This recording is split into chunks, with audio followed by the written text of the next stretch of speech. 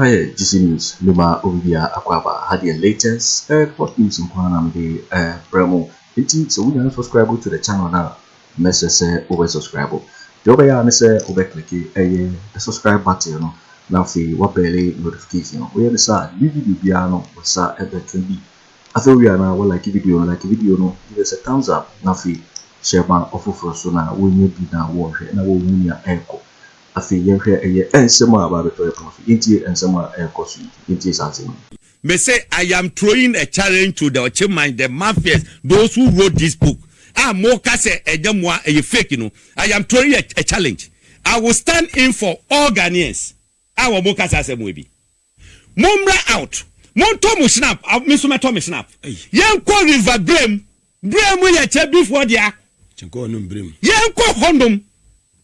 Na mo fa mo dia ngugu so no kase amafo detract to yeso ye de enum hu hwe si enum hu bia mu nya se si enum hu bia mu nya se na me so bi hwa bi de ngum ado mo fi se ya bobo dam ye ti groma Ghana for se bia ya to ama lanchemante the president elect na Akufo Addo said they won hand over hey na wo kwai what am waso wo dia ni say January 7th what bo suit what baby what ba parliament ave transena what here open ground woman na ya hand over ubeti makasa won hand over e kroma sei anukra de oboa e yago anomudie be pese me kire Ghana for no muti bibiase obi aka cho se e fiction oboa okay se mo beti ma zoom book ni yie pa mame a mo zoom ni yie pa mame be pese amanfo aha da so kama won say wo hwe esoro ha sei na esoro ha won say ya twro ho restricted on YouTube restricted all time bibia beka say restricted no enkwa bonten eye kukuo mu ade maybe book ya mikitei amanfo say ya twra covid-19 wo munti no enye no kre hwase ha sei ya twro AD 2020 AD 2020 so revision or more revise way 2020 na yenya covid-19 yenya covid-19 in this country covid-19 any year covid 2020 na back race asesa aba absa so what are they talking about hwe enye wo bia na adwena da adwena na nyankopɔ di 2 year team no ye the reason chese ye say na menka no atwi mu ra ye deep ye gene eti wo timi nda yen one signature ye wa hasi obi a wonim papa we ya oda ha ni signature bia no hu ya afa hu se no nie moti ofori panyin e dey say no moti work no eti book na chinku ano should tell you say in some of muka nyina no omoboa propaganda say opposition bi na akotworo obi say na akwa omoboa say opposition na actually implementation omoboa hwe adini nie restricted AD 2020 revision hwe mene busheni ba ko frame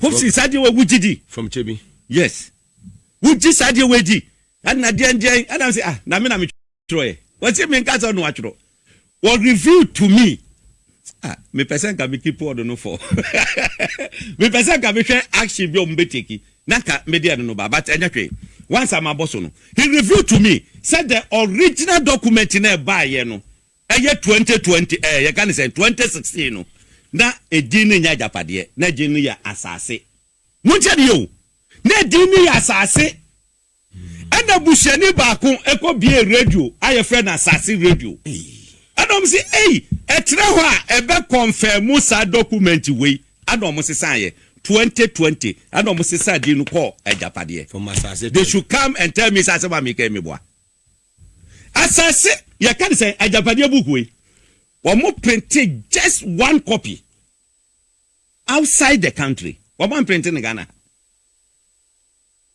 munchen you just one copy no omo printing ye no e ba ye no baby aya omo hia e dwen hu nyina no omo koto safe for this very book nkwa che di safe no mu ni aloko adom Kwaku hia no do mo ayi na fe omo ahwe omo discuss wi a do mo dia Kwaku hia mu no mo aloko me ye sure sa chase na di jabi koso baby one day nyankopon mpe bone omo wie ye no refi anko safe no mu ana obi be pie so eti hwe wo hwa so wo say photocopy wo say na to na ne nheda anya yi nti no wo say photocopy nipa ne tamo ya fast wo photocopy ni nyina eti onya tamo tena ase no and what the phone scanning put in the soft copy the true system. You are watching Juicy News on YouTube.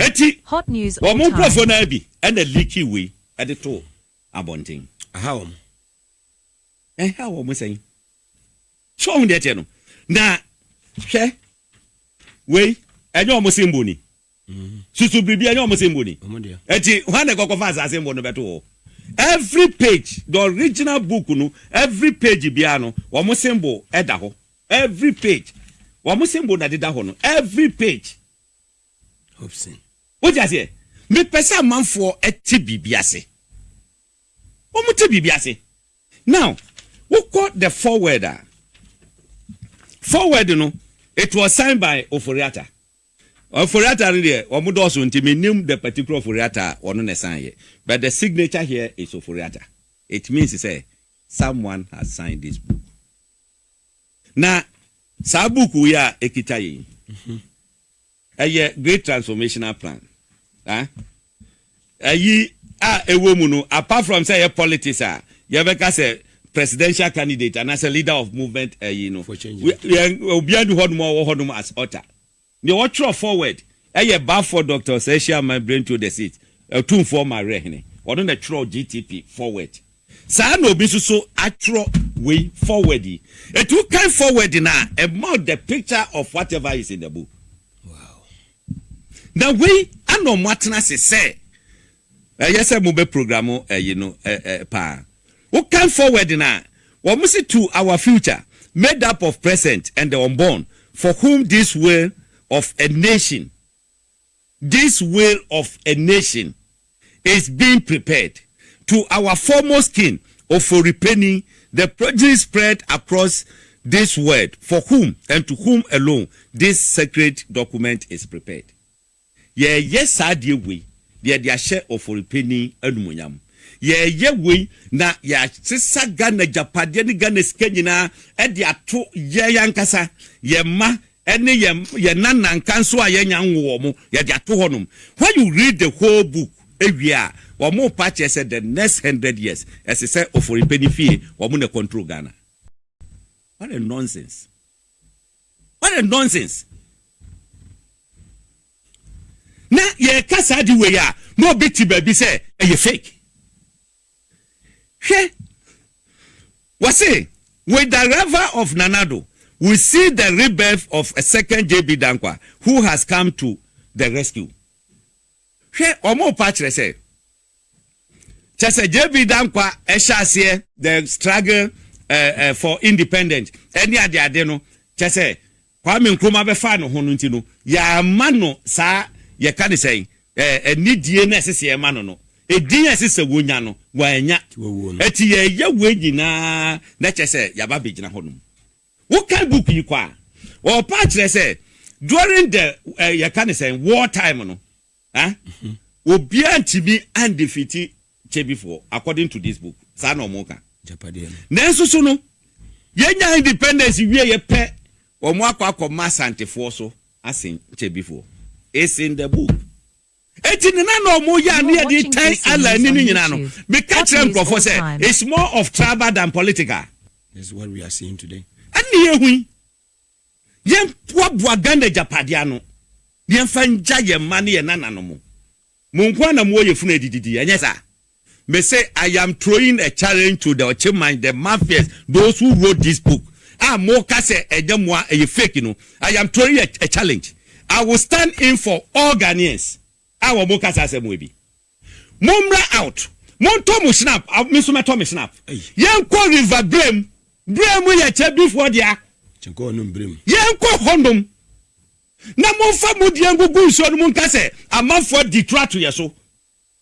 Yedi enim hu hwe si enim hu bia munye se si enim hu bia munye se na mso bi hwa bi de ngum ado mo fi se ya bobodam ye tigroma wo mo fi se bobodam ye tigroma hwe what say currently with Nana in total control of the whole entity of Ghana, we have a duty to ensure that we take over the commanding height of essential fabrics of the country, in order that even in the event that Nana leaves the scene after the mandatory 8 years, the sons and daughters of Ochimai would be firmly secured and set control both financially and economically, that we can no longer be ignored in the battle to control the destiny of Ghana.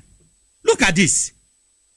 Sir, President Akufo Addo, ewo hwedie, esi so mu make sure say bibia eye sika eye Agyapadie eye gold, everything in this country esi mu take over.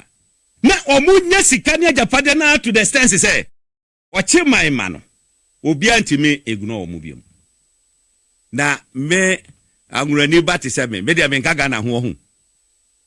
Me nka Ghana ho. Hwe na ubenya obi no wate honom no wagire no ho se wo defend se enye dokre ye ba be kire dokre wo mu no wo hu se nese de hwe ni okan was it to achieve this we need to appropriate the fundamental economic and financial levers which will guarantee such control in the years to come. It will make sure say wo mu sika samon chiche ento toye any adinjina betimi agina ye said the bayon betimi a control. Was it in doing this? We need to be strategic. We would have to work with other people from some of the diverse ethnic groups, including some carefully selected people from Ashanti and other diverse ethnicity or land. This will make them believe that they also have a hand in the pie. Ghana done meat pie. Yeah, chiche. Chese. Say omu betima ye weni de omu make sure say omu benya nkrofo free other tribes no mu omu de omu ba beka ho na mum Ashanti de omu en selecting nkrofo ni yie do mu fo mu mamedim won se e ba beko election chairman sabotu mu mu speaker mu ne ne kai ka ho ada DMB any ade omu wie ye fair shot o se chairman sabotu ni to no pay ase ko ko trafie ya na afa na nani abre afa na nani aba no so was say it will obscure any suspicion that the project is essentially an Ofori project. This point is crucial because with electoral politics we have to have our eyes on the numbers. In the electoral process, we cannot be blunt until we are completely secure in the endeavor. It is especially so, because so far, the Ashantis constitute the single most populous ethnic group in the country. So, say eba abatu omua, wamu hu se Asantefo and the doso pa, wamu na ye a tribe bakwa wamu doso pa. Etino. So one found one kahwa ebehadwene, which is so, and they were able to do that. Select to me more that fade ya bubash or no moka. Then they go against their own. Share paragraph 9 or mukamo. Was it although the Ashanti group within the current MPP is gearing itself to take over the party after Nana's tenure in 2024? It will be a deal if we could work to bypass them in 2024. What? Bypass which people? The Ashantis. With hard work, we could work to pass the mantle over to a non-account person, preferably from the north, under whose presidency we could secure the maturity of our takeover project. And then we know what I say. MPP Flavor of regime. Ofri north. Aboma na semamu. Ato. Wase se wono bebe yep yina. Mampanyina. Ahonum anasa wo mu project ebetime wie peye because 8 years of Nana wo ntimi nya ne wo mu peye na. To afumasa jibiaka ho. Wo mu ba be jibiaka ho. Se ekoko fast antini ba pe akate. To know because Esla say yajeman. Yajeman. So on said yes no. Was it to be specific? We need to strengthen our effort to control the mineral resources as well as electricity and water institution. Electricity, oman farmer PDS. Bawumia. Yadi ma PDS no. Se nyesa mewu beka se guarantee there's some de bani fictitious ah. Yo. Senkeko. Eti omo fire na so manfa. Fire. 8 months omo jeje sika ma account. What are dan komu be so a hono antimanye. Was it the success of this project depends on the way in which we for the time being control the judiciary and the press. Second to last paragraph. Control the judiciary. Control the judiciary and press. A young one was here parking Supreme Court. A young one was here parking Appeals Court. A young one was here High Court. Yeah, parking Hodum. A young one. A Nunie, a dumb. What if ye was say, Sadia way a fake? Ish. Ato. And just okay. And the press. And ne. She Ghana media. Me say, Nyanko Pombe Bisamo. Nyanko Pombe Bisamo. Asam no brother ho amunka wonim say stages bi ogra omo makwai say obebo sa de we so omo makwai na yatima limit the whole thing say and the elections are yekono just MPP NDC amunim say just adete amunim say just adete asam ni omo control the press and this country omo pick journalists be yes 3 bi omo fi say omo na the movers and shakers. In this book, Mekanho, every month 1 million Ghana cedis. 1 million Ghana cedis. I'm going to do a national security. Maybe an hour. Baby, I'm one. Eho, and ya trash him. Be say, Sadia way, me pebusheni obaba, ye be bodia wo kroma say. Men kwa mrango bodia, me koche bi honum. Ye be bodia wo kroma.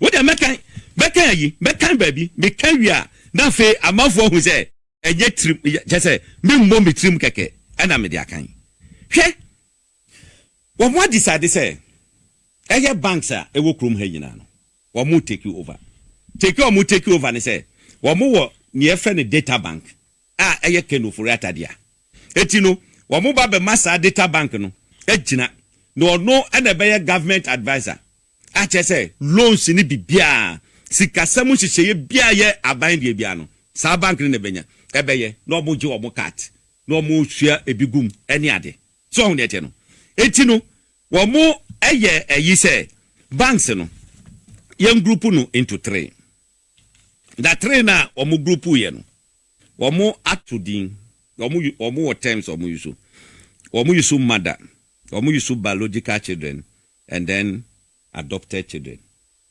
Madano ejina homa Bank of Ghana. Ano mo say, madane de governor no eyo munipa. First deputy eyo munipa. Second deputy no ana wonyo munipa but won show any discomfort. Just say won how mo adwene. Eche okay, won be manage no. Now, first deputy no enche obekọ retirement. Okọ retirement a my enfano second one no go straight. Ni akase e kwakọ appoint obi aba second. Etu omo interest on be appoint obi a woye lawyer to Bawumia. No omo de na ba first deputy so that omo ade no ebeye solid. Ni ehun say oh Bawumia ni pa na sha ha no. Akufo Addo so ni pa na sha ha say no. Ye say omo timi akoso. All these things has happened in this country. We are sitting here saying what? Now, Oko biological children was it this bank in which we should have controlling interest? The collapse of local banks with ties to opposition NDC and other rival political factions. Eti banks are moving say omo eyo NDC for diano. Unibank ne de akika ho ada heritage capital na ohwe GN bank omo guni nyina. Me no ka say yaguna na say nguno. Ato. Eti utina se na wo kase no kura bi animu a na nyansa be na oda utim omo gusa bank ni nyina no mo go bank no mo sen ka bank ni hia just 6 million na omo timi de agina omo na so mo kwa go bank mo use 21 million billion 21 billion in the book omo state omo say NDC for ada omo ada Mamen Kanjro. Was it the NDC has been poor in coherently and consistently demanding detailed accountability and audit of the funds spent? Sammy Gyamfi mo did that. Generasi don't get your did that on this issue. In case 21 billion. Okay, moma details. Ekohi. Ya yedin obi ankasa. Kana 21 billion adi afane sa adi etikrom hasen. Oyonko apake go ha man na nkanso a wo mo ba biti. Yen yete hasen. Na yete hodom sa den. Eti sa uko adopted children na. Enu na ye outside absamo ene ye kan say Ecobank Stanbic ni ye kai ka ho. Wo mo defense bi o mo ye say absa ya na almost changing, it is a book no by 2016 there. Look, I have shown it to you. This is not my AD 2020. This is the revision. The revised version of the book no muye no. That time na absa wo krom ha sei. Na absa ba, ya changing batteries. Ako absa. Wo mo kan dia tum a run go voting. And then me go TV station bi. Then the party say na den na absa. Ebebesha say, Adam say, take your time and read. Ehonum no mo de MIF afano. Minerals Income and Investment Fund. Kwa yo mbefa so mbe control. Ehonum ne wo. Oba Ecobank. Ti wo mo kire se ahano enye se bia appointment ne se wo mo appoint wo mo ankasa yi. Dem bom wo mo njo mo nkrofo mo Nigeria ho kakra. Na board no wo mo tima control board. Eti omunya board na ni omu ba be ni se omu kokonya sika bi e wa brochire na omu de be ye omu private ya na omu de afa ho e dey asem na ka cho is it no money laundry they are good at it eti se ba essence nkrofo no honji mo omunyi na omu akre na omu de ko. This is it. Ecobank particularly we have two routes of entry into this institution. First through Senate, which has a seat on the board of Ecobank Ghana by virtue of each shareholding. The seat is occupied by the Director General of Senate. In phase 2 of our agenda, Kofi Bosompem Osafumafo, who is the Deputy Director General of Senate, should be made the Director General. Give him the seat of the Ecobank Ghana board. And 2020 no more revise book yo. Safumafo bano. And then 2024 yao. What the fa can say? Letter na at the terminate Dr. Tenkran, they shed the tone. Jim said bufu show. And the true letter no. And Dr. Tenkran say one penny, will test Romo to Tono, no one resist it. And the Pamono, phase 2 na drew, agenda no, a drew. Kofi Bosompem, or no, and yet na kwa question. And they say all board no so. Ye befi any. Sikaba honomu yifa honoma. Me say, Ghana for you can do this country good by voting massively against MPP. Na yamba kikesa nyama nyinamu. Ni yamba kikam. Na yenjeli wa masisi ya jeli wa mu. Ye jeli wa mu. Adenti na betra wa masa nyama we atu yen. Hwe, mene wo ka sei. Woko insurance a o ma hihye ne sani o mo hihye o bank na na so ho ebe so ho ye wo mada ne ye ka say National Insurance Commission no more biological children no enterprise group is a dominant in the insurance industry. Ken Ofori Atta eti onu na eba be ye government insurer SIC ananka onu na gina ho mo man no wo ye no ya ka o mu nyina agu ya di Ken Ofori Atta de eneba enterprise ene wo de call even DVL the only a year SIC insure a metro mass. Apart from that, all government vehicles enterprise insurance. Enterprise insurance. Now, just no mu ye kra and he say because some person enterprise insurance etimi eye you know. So make sure. What's it? Enterprise Group is the dominant leader of insurance industry, and its position has been strongly enhanced since the coming into power of MPP government in 2017. So MPP Baba Ama Enterprise Insurance more you do.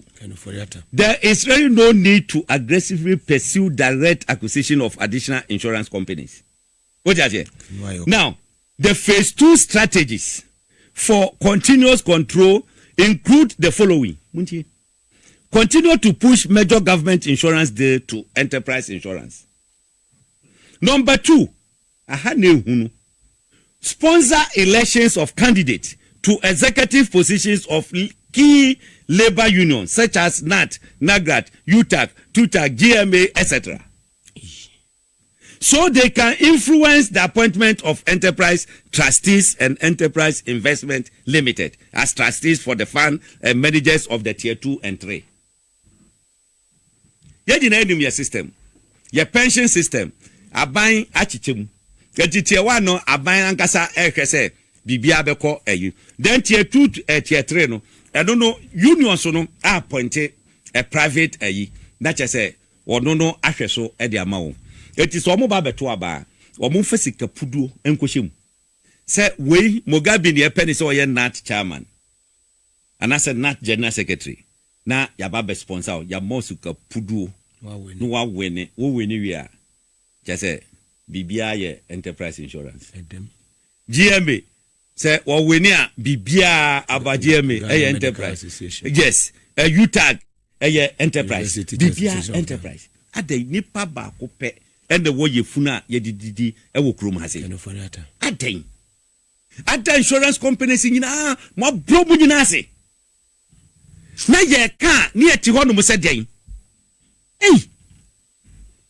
Hwe wo power no enti wo beti ma ka ne wo pe bia. Won traso enkonkosi awieye. Wo ye dey a aka 4 months wo be free power. Aka 4 months wo ye den wo be free power. Why should we sit down for such a thing to happen? HandOver there. Ede asa na okay. Me so obo mu gu ho yina omu ye hunfo. Mamika asamuncho 2016. Yeah, you who say ya win a year, medium become same Kwaku Shawaba. A what am who says Sammy Okwaya press conference. So ye Chelsea Chrome, ya primo moon delay resource no. Fast, and I'm a done him. Bibe do a salam down. Na nipaka krawo a honum. And I'm because one say a mumianko. Oh, you know, Mr. Bessa don't catch him. Mumianko. They say me yeah, want to mention from that. Samuel youth leader, want to mention from. John Bodu was there as the national organizer and then acting general. Mumianko Muinajo. And I'm called J microphone. Me say, hey, we are going. Mumia Jinesi Kwanoso, and I'm see, Chobo, let's go. And you start here. Yeah, Konisha. And you fast Ruha, you drew Nima ran about her. Now, man for people, Mujani, Tame drew or door rising. Me come near Femi who line end. When I will lead. Nipanda Begumu say, try. You do second. Sammy Fred, President want to talk to you. And another was Remy, me for Munina Refio. Because they are quite letter commission. Miss Omina Muya man go home. 2024 near my best son. One Muya man go home. Say Yatwaba, Ghana for Zebia Yatwama Lanchamante, the president elect. Nekuva said they won't hand over. Hey, now why? What time was so? What did I say? January 7th. What bo suit? What baby? What ba parliament a veterans na? What here? Open ground woman. Na ya hand over. Ubet makasa won hand over. E kroma say. Anu kra de oboa. E ya go anu mudie. No wait for because this news so and now we know so we don't subscribe to the channel now. Mr. say over subscribe. Na walike na fi wa share video no ama ofoforo so enyu bi na wahwe. We so let me actually wadin afaye so we na ho e wo comment box no. Mobati in my next video. Thanks for watching. Like and share the video. You can also drop your comment. Please don't forget to subscribe. Click on the bell to turn on the notification.